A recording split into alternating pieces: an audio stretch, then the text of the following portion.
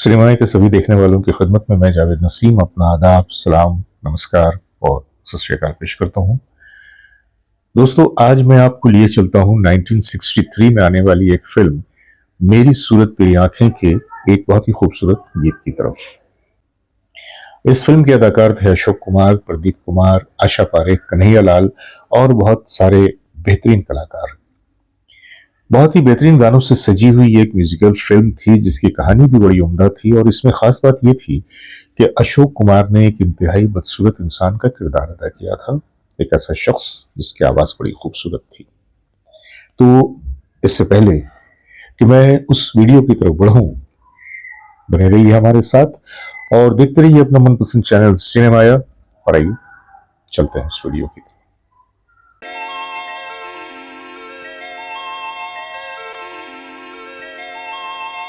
जैसा कि मैंने आपको बताया कि 1963 में यह फिल्म आई थी मेरी सूरत तेरी आंखें, और बहुत ही खूबसूरत गानों से यह सजी हुई फिल्म थी। इससे पहले कि मैं अपनी कहानी की तरफ बढ़ूं, आइए ना देखते हैं उस फिल्म के गानों की छोटी छोटी झलकियां, फिर मैं आता हूं असल कहानी की तरफ। तो पहले झलकियां। कुछ न कैसे मैंने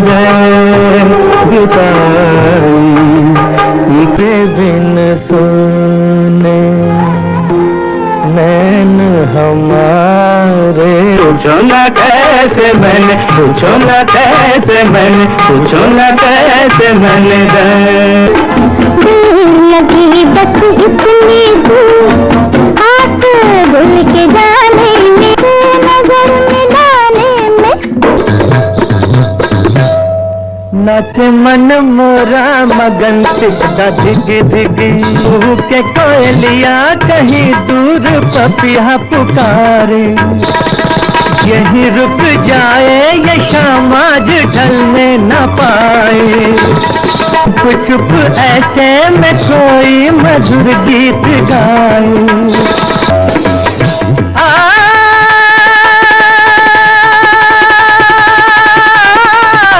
मोरा मगन दिखदा धिगी धिगी, दिखदा धिगी धिगी, दिखदा धिगी धिगी।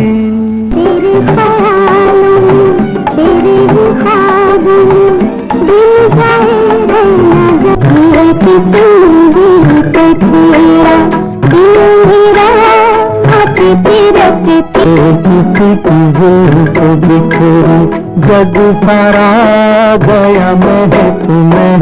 दोस्तों, ये थी उस फिल्म के खूबसूरत गीतों की झलकियां, और आपने देखा कि तमाम के तमाम गीत, खा वो फीमेल की आवाज में हो या मेल वॉइस में हो, सारे के सारे बड़े खूबसूरत थे। मन्ना डे जी ने भी अपनी गायकी का बड़ा कमाल दिखाया था इस फिल्म के गानों में।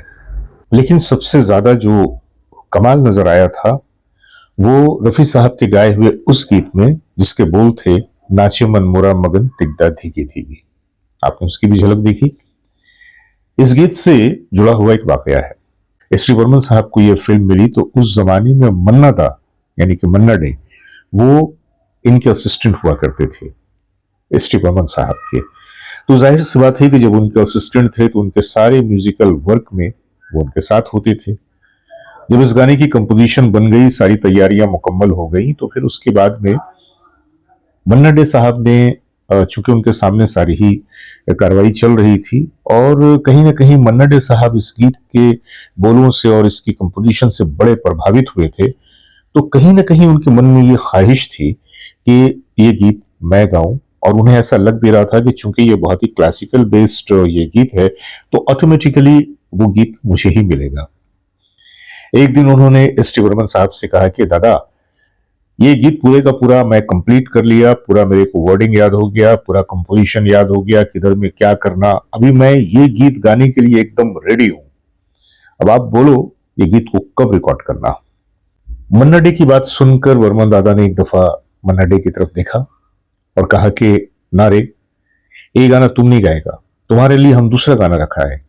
ये गाना तो जो गायकों का राजा है, जो बांद्रा में रहता है, ये गाना तो वो गाएगा। उनका इशारा रफी साहब की तरफ था।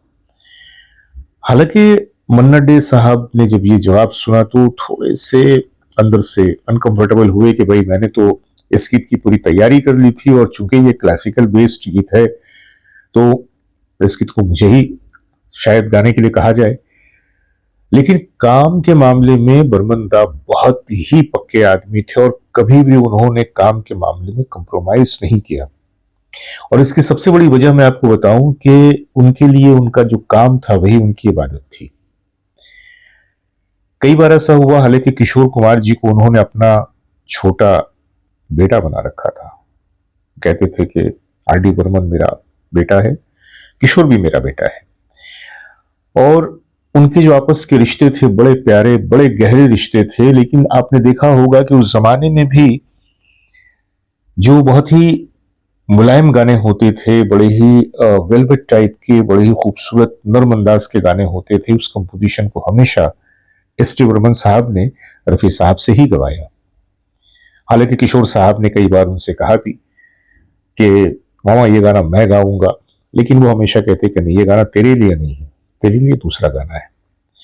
तो कहने का मतलब यह है कि उस जमाने के जो लोग थे उनके लिए सबसे बड़ी जो प्रायोरिटी होती थी वो काम की होती थी, और काम के लिए वो कभी भी कंप्रोमाइज नहीं करते थे। जो गाना रफी साहब पे सूट करेगा उन्होंने रफी साहब से गवाया, जो गाना किशोर कुमार पे सूट करेगा उन्होंने किशोर जी से गवाया, उसी तरह जो गाना जिस पे सूट करेगा उन्होंने उनसे ही गवाया। जैसे कि इस फिल्म में उन्होंने मन्ना डे जी का इस्तेमाल किया कई गीतों में। अब जब ये कंपोजिशन वगैरह तैयार हो गई, बिल्कुल सारा फॉर्मेट कंप्लीट हो गया, तो अब रिकॉर्डिंग की बात आई। रिकॉर्डिंग की जब बात आई तो वहां पे ये था कि बर्मन दा चाहते थे कि जिस अंदाज में उन्होंने इस कंपोजिशन को बनाया है, इसमें सारी की सारी जो चीजें होनी चाहिए बिल्कुल प्रॉम्प्ट होनी चाहिए। और रफी साहब ने जिस तरह से रिहर्सल दिया है, तो इसमें तबले का बड़ा खास रोल है इस कंपोजिशन में। तो अब तबला भी उसी अंदाज का होना चाहिए कि बिल्कुल आवाज और तबला ये दोनों सिंक्रोनाइज्ड हो, लगे कि ना आवाज कम ना तबला कम। लेकिन मजे की बात यह कि उस वक्त इंडस्ट्री में इतना बड़ा कोई फनकार मौजूद नहीं था कि जो तबले को ऐसे अंदाज में बजाता कि बर्मन दा की तशफ़ी हो जाती। उसे पता चला कि बनारस के एक पंडित जी हैं जो तबला और पखावज घराने से ताल्लुक रखते हैं, श्री समता प्रसाद जी।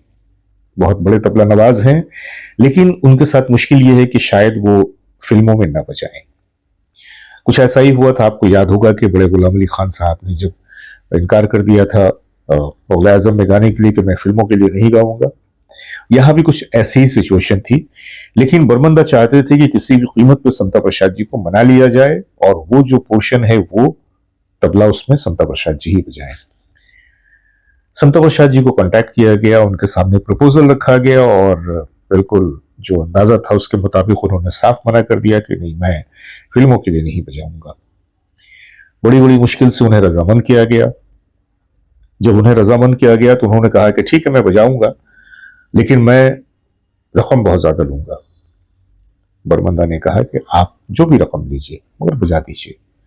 तो उन्होंने कहा कि मैं 10,000 रुपये लूंगा। अब उस जमाने में 10,000 रुपए की कीमत आप समझ सकते हैं, 1963 की बात आपको बता रहा हूं। उन्होंने कहा कि ठीक है, मंजूर है। समता प्रसाद जी की रजामंदी के बाद फिर वो बॉम्बे आए। आने के बाद इस गीत की रिकॉर्डिंग हुई, और जब इस गीत की रिकॉर्डिंग हुई तो न सिर्फ ये कि रिकॉर्डिंग कंप्लीट होने के बाद वहां पे मौजूद जिन लोगों ने सुना वो अश अश कर उठे कि भाई तारीफ करें तो किसकी करें, रफी साहब की गायकी की तारीफ करें या समता प्रसाद जी के तबले की करें। क्योंकि जिस बुलंदी पे रफी साहब की आवाज है उसी बुलंदी पे तबला भी नजर आ रहा है, और इतना खूबसूरत कॉम्बिनेशन बहुत ही कम गीतों में नजर आता है, साज का और आवाज का। मन्ना डे साहब ने भी जब पूरे चीज को देखा रिकॉर्डिंग के बाद तो उन्होंने भी इस बात का इकरार किया कि ये जो गीत था ये वाकई सिर्फ रफी साहब ही गा सकते थे, रफी भाई का ही ये काम था। इस तरह से ये फिल्म बनी। फिल्म में एक बड़ा खूबसूरत और डुएट जो मैंने आपको झलक पेश किया, तेरे बिन सूने नैन हमारे, बहुत ही नाजुक सा गाना है, वो भी है। मन्ना डे के भी आपने सुने क्लासिकल नोट के गाने। तो ये थी वो छोटी सी कहानी कि मैंने जिसका आप लोगों के सामने एक बार फिर से जिक्र किया, क्योंकि इसमें बात फिर वही मन्ना डे साहब की फराख दिली की आई कि वो लोग काम को कितनी इज्जत देते थे, कितना इंपॉर्टेंस देते थे और कभी भी अपने बड़ों की बात से इनकार नहीं करते थे। उन्होंने इस चीज को ईगो का मसला नहीं बनाया कि भाई मैंने तो गाना याद कर लिया है, मैंने तो तैयारी कर ली है, क्लासिकल सिंगर तो मैं हूं, मैं सबसे अच्छा क्लासिकल गाता हूं, लिहाजा ये गाना मुझे मिलना चाहिए। ऐसी कोई बात ही पैदा नहीं हुई। बरमंदा ने कह दिया कि नहीं रे, ये गाना तेरा लिए नहीं है, और उन्होंने उस बात को मान लिया और पूरे दिल से माना। तो ये होती है बड़े लोगों की बड़ी अदाएं। ये ज़र्फ हर एक के बस की बात नहीं है। आजकल तो ये माहौल ऐसा है कि कोई भी बात मिजाज के खिलाफ होती है तो लोग अपने ईगो में आ जाते हैं। बहरकैफ, तो उम्मीद करता हूं कि ये बहुत ही पुरानी सी लेकिन बड़ी सुनहरी सी कहानी आप लोगों को पसंद आई होगी। तो बस बने रहिएगा आगे भी हमारे साथ और देखते रहिएगा अपना मनपसंद चैनल सिनेमाया। और अब अपने दोस्त जावेद नसीम को इजाजत दीजिए, बहुत सारी मोहब्बतों के साथ। नमस्कार, खुदा हाफिज।